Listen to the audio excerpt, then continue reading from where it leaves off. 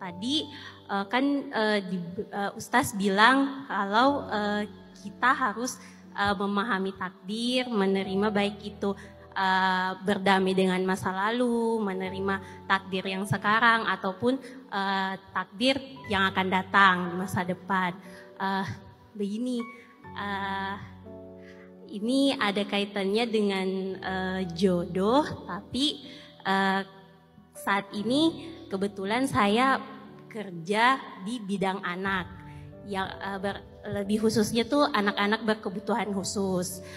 Di sini selama saya dari kuliah sampai kerja bergelut dengan anak-anak tuh muncul dalam hati saya kalau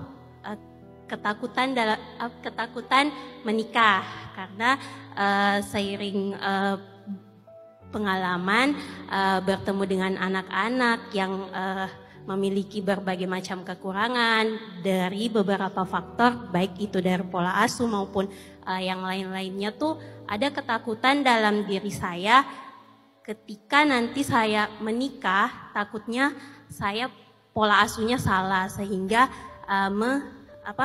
mengakibatkan anak saya seperti ini.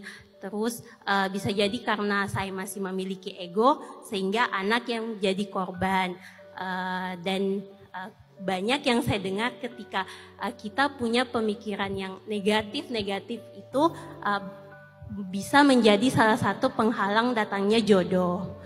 Jadi saya ingin bertanya, hal apa saja yang harus saya lakukan untuk bisa menghilangkan persepsi-persepsi yang negatif di kemudian hari.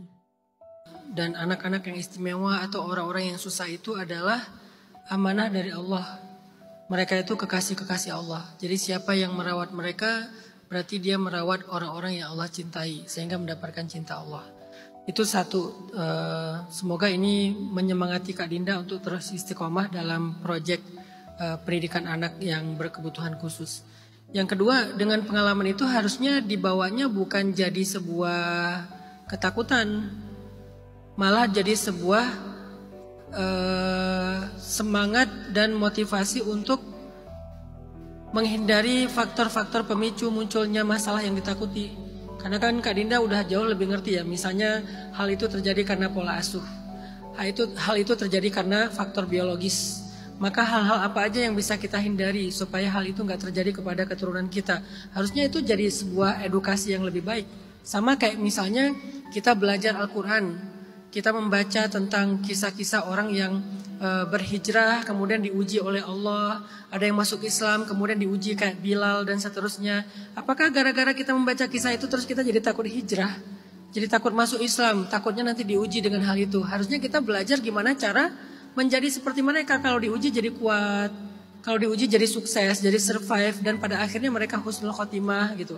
Bukan malah menghindari satu kebaikan gara-gara overthinking dengan hal-hal yang kita takutkan.